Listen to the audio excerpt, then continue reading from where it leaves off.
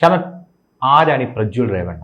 ഒരുപക്ഷെ ഇന്ത്യൻ രാഷ്ട്രീയ ചരിത്രത്തിൽ തന്നെ ഏറ്റവും നെറികെട്ടൊരു കളിയായിരിക്കും ഇപ്പോൾ കർണാടക കണ്ടുകൊണ്ടിരിക്കുന്നത്. കാരണം പ്രജ്വൽ രേവണ്ണ എന്ന് പറയുന്ന ഒരു വ്യക്തിക്കെതിരെ വന്നിരിക്കുന്ന ആരോപണങ്ങൾ അതീവ ഗുരുതരമാണ്.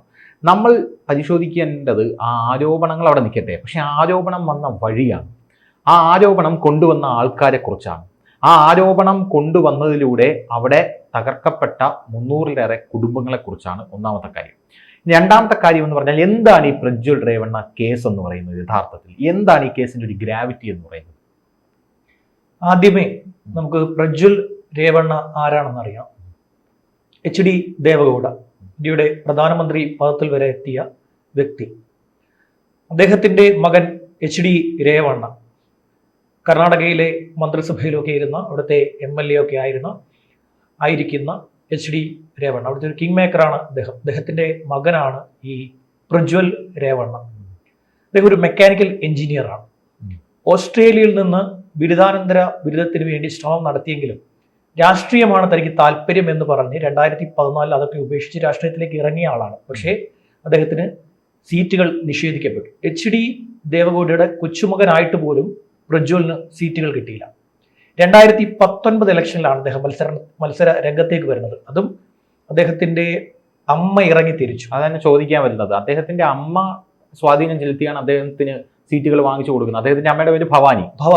അതെന്താണ് അദ്ദേഹത്തിന്റെ അമ്മയ്ക്ക് ഇത്രയും വലിയ സ്വാധീനം? ആ കുടുംബത്തിലെ ഏറ്റവും പവർഫുൾ ആയിട്ടുള്ള ലേഡി ഭവാനിയാണ്. ഈ കേസിൽ പോകുമ്പോഴും ഭവാനിയുടെ പേര് പലതവണ നമുക്ക് കേൾക്കാൻ പറ്റും. ഈ കേസിലൂടെ പോകുമ്പോൾ അത് നമുക്ക് പറഞ്ഞു വരുന്ന വഴി അതുകൂടി പറയും. ഇപ്പൊ 2019 അദ്ദേഹം മത്സരിക്കാൻ എത്തുന്നത്.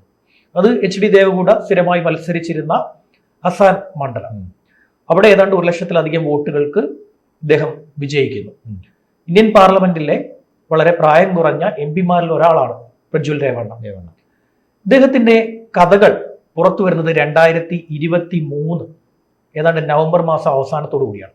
അത് അദ്ദേഹത്തിന്റെ തന്നെ ഒരു ആക്ഷനിലൂടെയാണ് ഇത്തരത്തിലൊരു കഥ പുറത്തേക്ക് വന്നത്. അദ്ദേഹം കോടതിയെ സമീപിക്കുകയുണ്ടായി 2023 ഡിസംബർ മാസത്തിൽ. തന്റെ വ്യാജമായി നിർമ്മിച്ച അശ്ലീല ദൃശ്യങ്ങൾ പ്രചരിക്കുന്നു, അത് കോടതി തടയണമെന്നതായിരുന്നു കോടതിയോടുള്ള അദ്ദേഹത്തിന്റെ ആവശ്യം. കോടതി അത് പരിഗണിക്കുകയും ഇൻജക്ഷൻ ഓർഡർ ഇക്കാര്യത്തിൽ ഇറക്കുകയും ചെയ്തു. ഇത് പ്രചരിപ്പിക്കാൻ പാടില്ല, ഡൗൺലോഡ് ചെയ്യാൻ പാടില്ല എന്നൊക്കെ കാര്യങ്ങൾ പറഞ്ഞ് കോടതി ഇൻജക്ഷൻ ഓർഡർ പുറപ്പെടുവിച്ചു. അപ്പോഴും ഇത് ഈ സംഭവത്തിന്റെ വ്യാപ്തി എത്രത്തോളം വ്യാപ്തി ഇതിനുണ്ട് എന്നുള്ള കാര്യം ആരും ശ്രദ്ധിച്ചില്ല. പ്രത്യേകിച്ചും കോൺഗ്രസിന് ഒരു ഇലക്ഷൻ അടുത്തിരിക്കുമ്പോൾ അടിക്കാൻ പറ്റിയ ഏറ്റവും വലിയ വടിയാണ് ലഭിച്ചിരിക്കുന്നത്. പക്ഷേ കോൺഗ്രസിന്റെ സർക്കാർ ഒന്നുകിൽ അവര് ശ്രദ്ധിച്ചില്ല, അല്ലെങ്കിൽ അവരിത് മനഃപൂർവ്വം ഇഗ്നോർ ചെയ്തു. ഈ സംഭവം BJPയുടെ മുന്നിലേക്ക് എത്തുകയുണ്ടായി. BJP സംസ്ഥാന അധ്യക്ഷന്റെ മുന്നിലേക്ക് എത്തി. BJPയുടെ അവിടുത്തെ ഒരു മുതിർന്ന നേതാവ് BJP സംസ്ഥാന അധ്യക്ഷന് ഒരു കത്തെഴുതി 2023 ഡിസംബറിൽ. അദ്ദേഹം പറഞ്ഞു, പ്രജ്വൽ രേവണ്ണയുടെ ഇത്തരത്തിലുള്ള ദൃശ്യങ്ങൾ ഉണ്ട്, അത് നമ്മൾ വിചാരിക്കുന്നതിന് അപ്പുറമാണ് എന്നൊക്കെ പറഞ്ഞുകൊണ്ടാണ് അദ്ദേഹം ഈ കത്ത് എഴുതിയത്. അതുകൊണ്ട് JDS-ഉമായിട്ടുള്ള അലയൻസ് പാടില്ല എന്ന്. അത് BJPയുടെ സംസ്ഥാന അധ്യക്ഷൻ അവിടെ അവഗണിച്ചു. അത് കേന്ദ്ര നേതൃത്വത്തിലേക്ക് ആ കത്ത് പോയില്ല. ഇപ്പോൾ സംഭവിച്ചിരിക്കുന്ന ഒരു കാര്യം, ദർശി ചോദിച്ച രണ്ടാമത്തെ കാര്യം, ഇപ്പോൾ സംഭവിച്ചിരിക്കുന്ന ഈ കേസ് എന്താണെന്ന്. ഇക്കഴിഞ്ഞ 25-ാം തീയതി, 26-ാം തീയതിയാണ് അവിടെ ഇലക്ഷൻ നടക്കുന്നത് ഹസാൻ മണ്ഡലത്തിൽ. 25-ാം തീയതി രാവിലെ ഹസാൻ മണ്ഡലത്തിലെ മുക്കിലും മൂലയിലും പെൻഡ്രൈവുകൾ ആളുകൾക്ക് ലഭിച്ചു. ഇത് വാരി വിതറിയിരിക്കുകയാണ്. സ്റ്റേഡിയത്തിന് മുന്നിൽ, ആള് കൂടുന്ന പൊതുസ്ഥലങ്ങൾക്ക് മുന്നിൽ, ആരാധനാലയങ്ങൾക്ക് മുന്നിൽ, അതുപോലെ തന്നെ മറ്റ് പരിപാടികളൊക്കെ സംഘടിപ്പിക്കുന്ന ഇത്തരത്തിലുള്ള സദസ്സുകൾക്ക് മുന്നിൽ, ഓഡിറ്റോറിയങ്ങൾക്ക് മുന്നിൽ, പിന്നെ പൊതുനിരത്തുകളിൽ ആളുകൾ 10 പേർ എവിടെ കൂടുമോ അവിടെ എല്ലാം പെൻഡ്രൈവുകൾ. അല്ല, ഇതിൽ സാധാരണക്കാർക്കുണ്ടാകുന്ന ഒരു സംശയമുണ്ട്, എന്തുകൊണ്ട് പെൻഡ്രൈവുകൾ വാരി വിതറി? ഈ പ്രജ്വൽ രേവണ്ണയുടെ ദൃശ്യങ്ങൾ പുറത്തു വിടണം എന്ന് ഉള്ള ആൾക്ക് ഇത് ഏതെങ്കിലും ഒരു സൈറ്റിൽ അപ്ലോഡ് ചെയ്താൽ മതി, അല്ലെങ്കിൽ ഏതെങ്കിലും ഒരു തരത്തിലുള്ള ഇപ്പം ഡിജിറ്റലായിട്ട് ഇപ്പോൾ ഈ ചെയ്ത പ്രവൃത്തി ഐഡന്റിഫൈ ചെയ്യാവുന്നതേ ഉള്ളൂ. പക്ഷെ ഇത് ഏതെങ്കിലും സാധാരണക്കാരനായിട്ടുള്ള ഒരാളെ ഏൽപ്പിച്ചാൽ ചെയ്യാൻ പറ്റുന്ന പരിപാടിയാണ്. നമുക്ക് തന്നെ ഇവിടെ പത്രത്തിന്റെ കൂടെ നോട്ടീസുകൾ വരാറുണ്ട്, പരസ്യ നോട്ടീസുകളൊക്കെ വരാറുണ്ട്. അത് പത്രത്തിൽ കയറ്റി വെക്കുന്നത് അവിടുത്തെ ഏജന്റ് ഒന്നും ആയിരിക്കില്ല പക്ഷേ ആർക്കെങ്കിലും പൈസ കൊടുത്ത് ചെയ്യാറുണ്ട്. രാത്രിയിലൊക്കെ കുറെ യുവാക്കൾ പോസ്റ്റർ ഒട്ടിക്കുന്നത് കാണാറില്ലേ? അവർക്ക് പൈസ കിട്ടിയാൽ അവർക്ക് അതിന്റെ കണ്ടന്റ് എന്താണെന്നോ ഒന്നും അറിയില്ലായിരിക്കും. ഇവർ പോസ്റ്റർ ഒട്ടിക്കാൻ ഇറക്കുന്നതൊക്കെ ശ്രദ്ധിച്ചില്ലേ? ഇത്തരത്തിൽ വാരി വിതറി ഈ പെൻഡ്രൈവുകളൊക്കെ വളരെ മനോഹരമായിട്ടുള്ള സാധനങ്ങളാണ്. വളരെ ഒരു വർണ്ണ നിറത്തിലുള്ളതാണ്. ആര് ഇത് കണ്ടാലും പെട്ടെന്ന് നമുക്ക് ക്യാച്ച് ചെയ്യാൻ പറ്റുന്ന രീതിയിൽ നടന്നു പോകുമ്പോൾ ഒരു സാധനം വഴിയിൽ കിടന്നാൽ നമ്മൾ ശ്രദ്ധിക്കില്ലേ, ചിലപ്പോൾ ഗോൾഡ് കിടന്നാൽ നമ്മൾ പെട്ടെന്ന് ശ്രദ്ധിക്കുക. അത്തരത്തിൽ വളരെ മനോഹരമായിട്ടുള്ള രീതിയിൽ ക്യാഷ് ഇറക്കിയുള്ള കളിയാണ് കളിച്ചത്. ക്യാഷ് ഇറക്കിയുള്ള നാറിയ കളി, ഇന്ത്യൻ രാഷ്ട്രീയത്തിന്റെ തെരഞ്ഞെടുപ്പ് ചരിത്രത്തിലെ ഏറ്റവും വലിയ നാറിയ കളിയാണ് കളിച്ചത്. അങ്ങനെ പറയാനുള്ള കാരണം ഈ പെൺഡ്രൈവുകളിലുള്ള ദൃശ്യങ്ങളിൽ ഒന്നിൽ പോലും ഉൾപ്പെട്ട സ്ത്രീകളുടെ ദൃശ്യങ്ങൾ ബ്ലർ ചെയ്യുക പോലും ചെയ്തില്ല.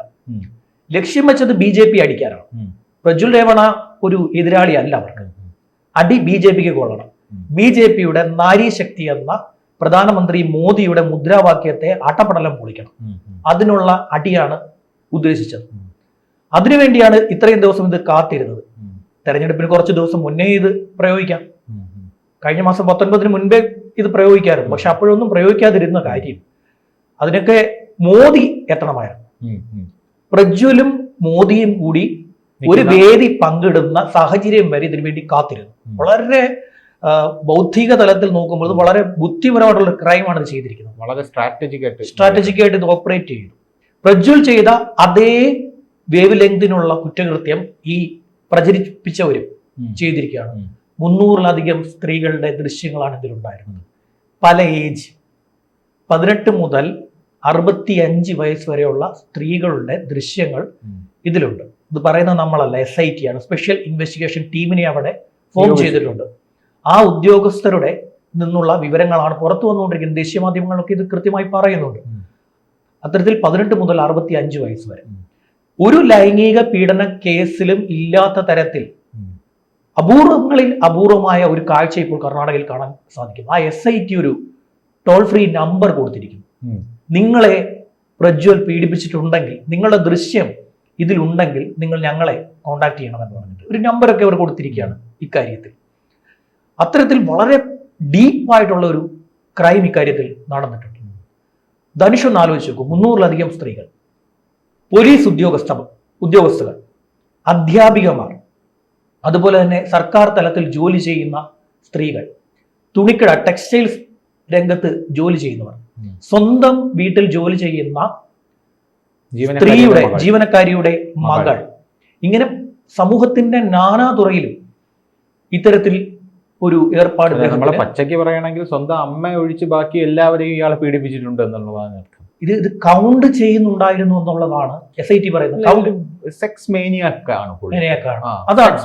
അതായത് ലൈംഗിക സുഖം മാത്രം പോലെ പുള്ളിക്ക് അതിന്റെ എണ്ണം കൂട്ടി വിഷ്വൽസ് എടുത്ത് അത് കണ്ട് എന്താ പറയാ രതിമൂർച്ചയടയുന്ന ഒരു സ്വഭാവം. അതെ, പ്രത്യേകത. നമ്മൾ ഇങ്ങനെ ഇത്തരത്തിലൊരാളെ നമ്മൾ കണ്ടിട്ടുണ്ട് മുൻപ്. ഇവിടെ ഒരു സ്വാമി ഉണ്ടായിരുന്നു, അദ്ദേഹം മരണപ്പെട്ടു പോയി. അതെ, ഇത്തരത്തിലൊരു സ്വാമി ഉണ്ടായിരുന്നു. അതെ. ഇപ്പോൾ ഈ പ്രജ്വൽ രേവണ്ണയുമായി ബന്ധപ്പെട്ട് വരുന്നത് ഈ 25-ആം തീയതി ഈ സംഭവം ഉണ്ടാകുന്നത്. വ്യാപകമായി ഇത് വാരി വിതറി, ഒട്ടനവധി ആളുകൾക്ക് ഇത് ലഭിച്ചു. ഈ കിട്ടിയവരിൽ ചിലർ ഇത് എന്താണ് സാധനമെന്ന് മനസ്സിലാകാതെ പോയവരുണ്ടാവാം. ചിലർക്ക് കിട്ടിയവർ ഇത് കൊണ്ടുപോയി ഇതിൽ എന്താണ് കണ്ടന്റ് എന്ന് നോക്കി ഇത് പ്രചരിപ്പിച്ചു. പ്രത്യേകിച്ചും ഇത് വളരെ കൈകൊള്ളുന്ന വിഷയമാണ്. പെട്ടെന്ന് പ്രചരിക്കുന്ന കാട്ടുതീ പോലെ പടരുന്ന ഒരു വസ്തുവാണിത്. ഇത് കാട്ടുതീ പോലെ പടർന്നു. 26-ആം തീയതി രാവിലെ ഇദ്ദേഹത്തിന്റെ പോളിംഗ് ഏജന്റ് ഹസൻ മണ്ഡലത്തിലെ ഒരു പോളിംഗ് ഏജന്റ് പോലീസിന് ഒരു പരാതി നൽകി. അതുപോലെ പരാതി വന്നിട്ടില്ല. പരാതി വന്നിട്ടില്ല. അവരാണ് പരാതി കൊടുക്കുന്നത്. അവരാണ് പരാതി കൊടുക്കുന്നത്. ഇരകളല്ല പരാതി കൊടുത്തത്, വേട്ടക്കാരനാണ്. ചോദിക്കേണ്ട ചോദ്യം, ഇരകൾ ശരിക്കും ഇരകളാണോ എന്ന് പറഞ്ഞാൽ ഇയാൾ ബലാത്സംഗം ചെയ്യുകയായിരുന്നോ അല്ലെങ്കിൽ ഇവർ കൺസെന്റോടുകൂടിയുള്ള ലൈംഗിക ബന്ധമായിരുന്നു? SITയുടെ ഭാഗത്ത് നിന്ന് അവർ പറയുന്ന വേർഷൻ ക്രൂരമായിട്ടുള്ള ലൈംഗികത. ഇതാണ് സംഭവിച്ചിരിക്കുന്നത്. ഈ 300 സ്ത്രീകളെ ഇയാൾ ക്രൂരമായി ലൈംഗിക പീഡനത്തിന് ഇരയാക്കിയിട്ട് എന്തുകൊണ്ട് ഇവർ ആ സമയത്ത് പുറത്തു വന്നില്ല എന്നുള്ളൊരു ചോദ്യമുണ്ട്. അത് ഇയാളുടെ സ്വാധീനം കൊണ്ടാണോ അല്ലെങ്കിൽ ഇയാൾക്കുള്ള ഒരു ഇമേജ് കൊണ്ടാണോ? അവിടെ അത്രയ്ക്ക് ഒരു ക്രിമിനൽ ബാക്ക്ഗ്രൗണ്ട് ഉണ്ടോ ഇയാൾ? ഇപ്പോഴും വരുന്നില്ല. 300-ലധികം സ്ത്രീകളുടെ ദൃശ്യങ്ങൾ പുറത്തു വന്നു. പരാതിക്കാർ എത്ര പേരുണ്ട്? ആദ്യത്തെ പരാതിക്കാരി അവിടുത്തെ ഹസാൻ മണ്ഡലത്തിലെ ഒരു ജനപ്രതിനിധിയാണ്, ഒരു സ്ത്രീ. അവരുടെ ദൃശ്യം ഇതിലുണ്ട്. അവരാണ് ആദ്യത്തെ പരാതിക്കാരി.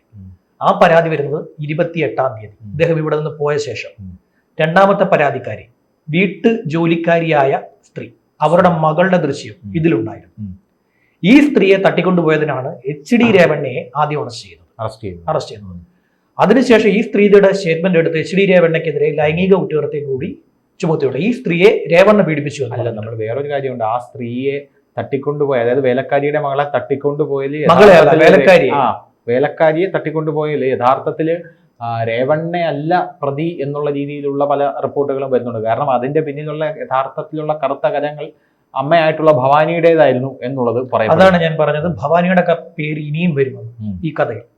ഭവാനി വിളിച്ചു എന്ന് പറഞ്ഞിട്ടാണ് ഈ സ്ത്രീയെ ഈ കൂടെയുള്ള ആൾ സഹായി വിളിച്ചുകൊണ്ട് പോകുന്നത്. ഭവാനി വിളിച്ചു എന്ന് പറയുമ്പോൾ വേലക്കാരി ഇറങ്ങിച്ചു. ഭവാനിക്കാണ് അവിടെ റോൾ. ഭവാനി രേവണ്ണ വിചാരിച്ചിട്ട് ദേവഗൌഡയിൽ നിന്ന് ഒരു സീറ്റ് വാങ്ങി മകന് നൽകാൻ സാധിക്കില്ല എന്ന് മനസ്സിലാക്കിയ ഭവാനി ഇറങ്ങി തിരിച്ചിട്ടാണ് 2019 ആ അസാൻ മണ്ഡലത്തിലെ സീറ്റ് പ്രജ്വലിന് മേടിച്ചു കൊടുത്തത്. അത്തരത്തിലൊരു പ്രത്യേകത അവിടെയുണ്ട്.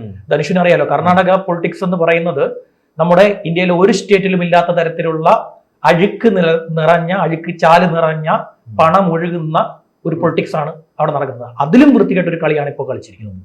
അപ്പോൾ ഇദ്ദേഹം 26-ാം തീയതി ഈ പരാതി കൊടുത്തു. ഇതിനുശേഷം ഇത് കാട്ടുതീ പോലെ പടർന്നു. ഈ ദൃശ്യങ്ങൾ കാട്ടുതീ പോലെ പടർന്നു. ഇതിന്റെ ഡെപ്ത് ഇദ്ദേഹത്തിന് മനസ്സിലായി. 27-ാം തീയതി രാവിലെ അദ്ദേഹം ഡിപ്ലോമാറ്റിക് പാസ്പോർട്ട് ഉപയോഗിച്ചുകൊണ്ട് ജർമ്മനിയിലേക്ക് കടന്നു. അവിടെ എന്ത് വേണമായിരുന്നു? വിദേശകാര്യ മന്ത്രാലയത്തിന്റെ ഇമിഗ്രേഷൻ ക്ലിയറൻസ് വേണമായിരുന്നു. പക്ഷെ അത് അദ്ദേഹം നേടാതെയാണ് ഇവിടെ നിന്നും കടന്നത്. പക്ഷെ ഇവിടേക്ക് ചെല്ലുമ്പോൾ അദ്ദേഹം 27-ാം തീയതിയാണ് ഇവിടുന്ന് കടന്നിരിക്കുന്നത്. അതുവരെ ചെല്ലുമ്പോൾ എയർപോർട്ടിൽ ആദ്യത്തെ ചെക്ക് പോസ്റ്റ് ആരുടെയാണ്? പരിശോധന ആരുടെയാണ്? കർണാടക പോലീസിന്റെ പരിശോധനയാണ്. അതിനുശേഷമാണ് കേന്ദ്രസേനയുടെ പരിശോധനയ്ക്ക് അവിടെ നടക്കുന്നത്. ഇവിടെ അദ്ദേഹത്തിന് വേണ്ടി കൃത്യമായിട്ടുള്ള സഹായം ലഭിക്കുകയുണ്ട്. ഇപ്പോഴും അദ്ദേഹം ജർമ്മനിയിൽ തുടരുകയാണ്. ഇന്നിപ്പോൾ SITയുടെ 8-അംഗ സംഘത്തിന് അവിടേക്ക് പോകാനുള്ള അനുമതി കർണാടക സർക്കാർ കൊടുത്തു. ഇനി ഇതിൽ കേന്ദ്ര സർക്കാർ അനുമതി കൊടുക്കും. അതിനുശേഷമേ അവർക്ക് അവിടേക്ക് പോകാൻ സാധിക്കുകയുള്ളൂ. അവിടുന്ന് ഇന്റർപോളിന്റെ സഹായം വേണം. നിലവിൽ ബ്ലൂ കോർണർ നോട്ടീസ് ഇദ്ദേഹത്തിനെതിരെ പുറപ്പെടുവിച്ചിട്ടുണ്ട്. ഇന്റർപോളിന്റെ സഹായം നേടിക്കൊണ്ട് പിടിച്ചിട്ടുണ്ട്. അവിടെ ഉണ്ടായിരിക്കുന്ന മറ്റൊരു പ്രധാനപ്പെട്ട സംഭവം, ഈ ഹസാൻ മണ്ഡലത്തിലെ 300-ലധികം സ്ത്രീകൾ, ഈ ദൃശ്യങ്ങൾ വന്നിരിക്കുന്ന സ്ത്രീകൾ കൂട്ടത്തോടെ അവിടെ നാടുപിടിക്കുകയാണ്. കുടുംബങ്ങൾ. 1 അപമാനഭാരം, 2 പോലീസ് തേടിച്ചെല്ലും. പോലീസ് തേടിച്ചെല്ലുന്ന എന്തിനാണ്? നിങ്ങൾക്ക് പരാതി ഉണ്ടെങ്കിൽ എഴുതി തരും എന്ന ആവശ്യവുമായിട്ടാണ് വീടാന്തരം അവിടെ പോലീസ് കയറി ഇറങ്ങിക്കൊണ്ടിരിക്കുന്നത്. ഈ വരുന്ന ജൂൺ മാസം വരെയും ഇത് തുടരും. ഇലക്ഷന്റെ അവസാന വോട്ടും വീഴുന്നത് വരെയും ഈ നടപടി അവിടെ തുടരും. കാരണം ഉദ്ദേശിച്ചിരിക്കുന്നത് അടിക്കുക എന്നത് നാരീശക്തി എന്ന് പറയുന്ന മോദിയുടെ മുദ്രാവാക്യത്തിനാണ് അടി കൊള്ളേണ്ടത്. ആ അടിയാണ് അവർ ഉദ്ദേശിക്കുന്നത്. പ്രജ്വലിനെ അതിനുള്ളിൽ ഇവിടെ തിരിച്ചെത്തിക്കണം. അതിനുള്ള ശ്രമവും നടക്കുന്നുണ്ട്. അതേസമയം അമിത്ഷാ പറഞ്ഞു, ഒരു കാരണവശാലും ഇത്തരക്കാരെ നമ്മൾ സപ്പോർട്ട് ചെയ്യില്ല. അതുപോലെ ഇദ്ദേഹത്തിന്റെ സ്വന്തം പാർട്ടി പറഞ്ഞൊരു പ്രധാനപ്പെട്ട കാര്യമുണ്ട്. JDSന്റെ ഭാഗമായിട്ടുള്ള ഇദ്ദേഹം ജയിക്കുകയാണെങ്കിലും ഇദ്ദേഹത്തെ അയോഗ്യനാക്കും. നിലവിൽ അവർക്ക് ആകെ ഒരു MP ഉള്ളൂ. ഇദ്ദേഹം മാത്രമാണ് അവരുടെ MP. JDS BJP ആയിട്ട് അലയൻസ് വരുന്നത് ഇപ്പോൾ ആദ്യമായിട്ടല്ലേ? അതിനു മുമ്പ് കുമാരസ്വാമി ഭരിച്ചിരുന്ന സമയത്ത്, മുഖ്യമന്ത്രിയായിരുന്ന സമയത്ത് എനിക്ക് തോന്നുന്നു കോൺഗ്രസുമായിട്ടായിരുന്നു അലയൻസ് എന്ന് തോന്നുന്നു അല്ലേ? അതെ, കോൺഗ്രസുമായിട്ടാണ്. ഇപ്പൊ ആദ്യമായിട്ടാണ് അലയൻസ്. പക്ഷെ ആ അലയൻസ് പാടില്ല എന്ന് അവിടെ BJP കൃത്യമായിട്ട് അവർക്ക് നിർദ്ദേശം കൊടുത്തിട്ടുണ്ടായിരുന്നെങ്കിൽ പോലും ആ കത്ത് പൂഴ്ത്തി വെച്ച് കേന്ദ്രത്തിനെ അറിയിക്കാതെ നരേന്ദ്രമോദിയെ അവിടെ ഇറക്കി ഇരയാക്കാനുള്ള ഒരു ശ്രമം കൂടെ അതിനകത്ത് നടന്നിട്ടുണ്ടെന്ന് നമ്മൾ മനസ്സിലാക്കണം. വെയിറ്റ് ചെയ്തു. മോദി എല്ലാ മണ്ഡലത്തിലും പോകും. മിഷൻ 400 ആണ് നടപ്പാക്കാൻ ഉദ്ദേശിക്കുന്നത് എല്ലാ മണ്ഡലത്തിലും. നമുക്ക് സൗത്ത് ഇന്ത്യയിൽ നിന്ന് ഏറ്റവും കൂടുതൽ സീറ്റ് കിട്ടുന്ന ഒരു ഇതാണ് കർണാടക. കഴിഞ്ഞ തവണ 25 സീറ്റുകളാണ് സൗത്ത് ഇന്ത്യയിൽ കിട്ടിയത്. സൗത്ത് ഇന്ത്യയിൽ വേറെ ഒരു കേരളത്തിൽ നിന്നും തമിഴ്നാട്ടിൽ നിന്നും ആന്ധ്രാപ്രദേശിൽ നിന്നും തെലങ്കാനയിൽ നിന്നും ഒന്നും കിട്ടില്ലെങ്കിലും കർണാടകയിൽ നിന്ന് കിട്ടുന്ന സീറ്റുകൾ കൊണ്ടാണ് പിടിച്ചു നിൽക്കുന്നത്. മാത്രമല്ല ഈ 3-ാം ഘട്ടത്തിൽ എണ്ണുന്ന ഈ പോളിംഗ് നടക്കുന്ന മണ്ഡലങ്ങളിൽ കൂടുതലും BJPയുടേതാണ്. അവിടെ മോദി എത്താൻ വേണ്ടി കാത്തിരുന്നു. ഇവരെല്ലാവരും വിമർശിക്കുന്നുണ്ട്, മോദി എന്തുകൊണ്ട് മിണ്ടുന്നില്ല. ഇന്നൊരു കഴിഞ്ഞ ദിവസം 2 ദിവസങ്ങൾക്ക് മുമ്പ് ഒരു മാധ്യമ പ്രവർത്തകൻ, ഒരു മുഖ്യധാരാ മാധ്യമത്തിലെ മാധ്യമ പ്രവർത്തകൻ ചർച്ചയ്ക്കിടെ ചോദിക്കുന്നത് കണ്ടു. ഇതിന്റെ ഒരു വലിയൊരു പ്രശ്നം നമ്മൾ വിമർശിക്കേണ്ടത് പ്രജ്വൽ രേവണ്ണയും അതിനൊപ്പം അതേ നാറിയ കളി കളിച്ച ഇവരെയുമാണ്. ഇവർ ചെയ്യുമ്പോൾ അതിനൊരു മര്യാദ വേണ്ടേ? പ്രജ്വലിനെയാണ് അടിക്കാൻ ഉദ്ദേശിക്കുന്നതെങ്കിൽ ഏറ്റവും വലിയ നാറിയ കളിയാണ് കളിക്കുന്നത്. ആ കളിയിൽ തന്നെ അത് ബ്ലർ ചെയ്യാൻ. അപ്പൊ ഇവരുടെ ഉദ്ദേശം യഥാർത്ഥത്തിൽ പ്രജ്വലിനെ പുറത്തു കൊണ്ടുവരണമെന്നോ പ്രജ്വലിന് ശിക്ഷ മേടിച്ചു കൊടുക്കണമെന്നോ ഒന്നുമല്ല. നരേന്ദ്രമോദിയെ ഇവർക്ക് ലക്ഷ്യം വെക്കണമായിരുന്നു. JDSൽ സഖ്യമായി നിൽക്കുന്ന BJPയുടെ പ്രധാനമന്ത്രിയായിട്ടുള്ള നരേന്ദ്രമോദിയെ ലക്ഷ്യം വെക്കണം എന്നുള്ളത് മാത്രമാണ് ഇവരുടെ ഒരു ഇതെന്ന് പറയുന്നത്. അതിനാണ് ഈ ഒരു സെക്സ് മേനിയാക്കായിട്ടുള്ള പ്രജ്വൽ രേവണ്ണയെ ഉപയോഗിച്ച് ഇവർ നരേന്ദ്രമോദിയെ ഇപ്പോൾ ലക്ഷ്യം വെക്കുന്നത്. യഥാർത്ഥത്തിൽ എനിക്ക് തോന്നുന്നു ആ സമയം പോലും അത് വലിയ വിഷയമായില്ല. പക്ഷെ അവിടെ കോൺഗ്രസ് കൃത്യമായി നരേന്ദ്രമോദിയുടെ പേര് അതിലേക്ക് വലിച്ചിഴച്ച്, ശ്യാം പറഞ്ഞതുപോലെ മോദി അവിടെ വന്നപ്പോൾ മോദിയുടെ ചിത്രം വെച്ച് അത് വലിച്ചഴിച്ചു ഇത് വലിയ വിഷയമായി എന്നാണ്. എന്ത് തോന്നുന്നു ഈ ഇലക്ഷനിൽ ഇത് വലിയ രീതിയിൽ കർണാടകയിൽ ചലനങ്ങൾ ഉണ്ടാക്കുമോ? കർണാടക ഇത് ഒരുപാട് കണ്ടതാണ്. കർണാടക നാറിയ കളികളുടെ അങ്ങേയറ്റമാണ്. ഞാൻ നേരത്തെ സൂചിപ്പിച്ച പോലെ തന്നെ ഉത്തർപ്രദേശിൽ പോലും നടക്കാത്ത അവിടുത്തെ സ്ഥാനാർത്ഥികൾ ഇലക്ഷൻ പ്രചാരണം നടക്കുമ്പോൾ ഇങ്ങനെ കാണിക്കാറുണ്ട്, പുറകിലുണ്ടെന്ന്. അതെ, നമ്മൾ പലപ്പോഴും കണ്ടിട്ടുണ്ട്. DK ശിവകുമാറിന്റെ പ്രചാരണത്തിൽ നമ്മൾ കണ്ടില്ലേ? കേരളത്തിലാണ് അങ്ങനെ കാണിച്ചെങ്കിൽ ഒന്ന് ആലോചിച്ചു. അത് തന്നെ ആ നേതാവിനെ പിന്നെ നമ്മുടെ നാട്ടുകാർ ജയിപ്പിച്ചു അംഗീകരിക്കും. പക്ഷെ കർണാടകയിൽ സ്ത്രീ നേതാക്കൾ പോലും ഇങ്ങനെ കാണിക്കുന്ന ചിത്രങ്ങൾ ഇഷ്ടംപോലെ പുറത്തു വരുന്നുണ്ട്. പബ്ലിക്കായി ക്യാഷ് വാരി വിതറുകയാണ്. പണമാണ് അവിടെ ഒഴുകിക്കൊണ്ടിരിക്കുന്നത്. ഓരോ നാട്ടുരാജ്യം പോലെയാണ്. ഓരോ പണക്കാർക്ക് ഓരോ നാട്ടുരാജ്യമാണ് അവിടെ. ധനുഷൊക്കെ അവിടെ പോയി കാണുന്ന തീർച്ചയായും. അപ്പോൾ അവിടെ ചെന്ന് കഴിഞ്ഞാൽ നമുക്ക് മനസ്സിലാവുന്ന ഒരു നാട്ടുരാജ്യമാണത്. ഓരോരുത്തർക്കും ഓരോ നാട്ടുരാജ്യമാണ്. അവിടെ പഴയ ബെല്ലാരി സഹോദരന്മാരൊക്കെ ഉണ്ടായിരുന്നു. അപ്പോ ഇപ്പോഴും ജാതിയും മതവും അതിനനുസരിച്ചുള്ള പണവും പെണ്ണും എല്ലാം കുടുംബവാഴ്ചയും എല്ലാ രാഷ്ട്രീയത്തിൽ ഇടപെടുന്ന ഒരു സത്യം എല്ലാ രാഷ്ട്രീയ പാർട്ടിയും. കർണാടക ഒരു കന്നഡ സിനിമ കാണുന്നത് പോലെ നമ്മൾ KGF ഒക്കെ കാണുന്നില്ലേ, അതുപോലെ നമ്മൾ വിചാരിക്കും ഇതൊക്കെ നടക്കാൻ സാധ്യതയില്ലാത്ത കാര്യങ്ങളാണ്. പക്ഷെ പുഷ്പം പോലെ നടക്കാൻ സാധ്യതയുണ്ടെന്നാണ് ഈ രേവണ്ണയുടെ കഥകളൊക്കെ സൂചിപ്പിക്കുന്നത്. തീർച്ചയായും. പക്ഷേ BJP സംസ്ഥാന നേതൃത്വം അവിടെ ശ്രദ്ധിക്കണമായിരുന്നു. BJP സംസ്ഥാന നേതൃത്വം അവിടെ ശ്രദ്ധിക്കേണ്ടതായിരുന്നു. ഈ സംഭവം അറിഞ്ഞപ്പോൾ തന്നെ അത് കേന്ദ്ര നേതൃത്വത്തെ അറിയിക്കണമായിരുന്നു. അവരത് മൂടി വെച്ചു. അവർക്കും താല്പര്യമുണ്ട്. അവർക്ക് ഏറ്റവും വലിയ ആവശ്യം അവിടെ BJP കേന്ദ്രത്തിൽ അധികാരത്തിൽ വരികയെന്നൊന്നും അല്ല അവിടുത്തെ BJP നേതാക്കളുടെ ആവശ്യം. അവർക്ക് എങ്ങനെയും കർണാടക ഭരിക്കണം, എങ്കിൽ മാത്രമേ അവരുടെ കയ്യിലേക്ക് തുട്ടുവരികയുള്ളൂ. അതാണ് അവിടെ സംഭവിച്ചുകൊണ്ടിരിക്കുന്നത്. ഏതായാലും 300 കുടുംബങ്ങൾ തകർന്നു, 300-ലധികം കുടുംബങ്ങൾ തകർന്നു. പക്ഷേ പരാതിക്കാർ ഇപ്പോൾ 5 പേരാണ് നിലവിൽ പരാതിക്കാർ. ആദ്യത്തെ ആ ജനപ്രതിനിധി ആദ്യം പരാതി നൽകിയവര്, രണ്ടാമത് മകളുടെ ദൃശ്യം പുറത്തു വന്നപ്പോൾ വീട്ടുജോലിക്കാരി പരാതി നൽകിയുണ്ടായി. ഇപ്പോൾ കഴിഞ്ഞ ദിവസം 3 സ്ത്രീകൾ കൂടി ഇക്കാര്യത്തിൽ പരാതിയുമായി രംഗത്ത് വന്നിട്ടുണ്ട്. ഇപ്പോൾ പോലീസ് SIT നമ്പർ നൽകിയിട്ടുണ്ട്. നിങ്ങൾക്ക് പരാതി ഉണ്ടെങ്കിൽ വരാമെന്ന് പറഞ്ഞിട്ടുണ്ട്. ഇത് സൈറ്റുകളിലൊന്നും ഈ ദൃശ്യമില്ലെങ്കിലും സാധാ അവിടുത്തെ പൊതുജനങ്ങളുടെ കയ്യിൽ മുഴുവൻ ഇപ്പോൾ ഈ ദൃശ്യങ്ങളുണ്ട്. ഓരോരുത്തരെയും ഐഡന്റിഫൈ ചെയ്തുകൊണ്ടിരിക്കുകയാണ് ആളുകൾ. അത്തരത്തിൽ വ്യാപകമായി ഇത് പ്രചരിച്ചുകൊണ്ടിരിക്കുകയാണ്. എന്തായാലും ഞാൻ ആദ്യം പറഞ്ഞ പോലെ തന്നെ ഇന്ത്യൻ തെരഞ്ഞെടുപ്പ് ചരിത്രത്തിലെ ഏറ്റവും നാറിയ കളികളിലെ നാറിയ കളിയാണ് കർണാടകയിൽ ഈ തെരഞ്ഞെടുപ്പുമായി ബന്ധപ്പെട്ട് ഇപ്പോൾ ഈ നടന്നിരിക്കുന്ന പ്രജ്വൽ രേവണ്ണയുടെ കേസ്. കൂടുതൽ വാർത്തകളും വിശേഷങ്ങളും നിങ്ങളിലേക്ക് എത്താൻ ABC മലയാളം സബ്സ്ക്രൈബ് ചെയ്യുക, ബെൽ ബട്ടണും അമർത്തുക.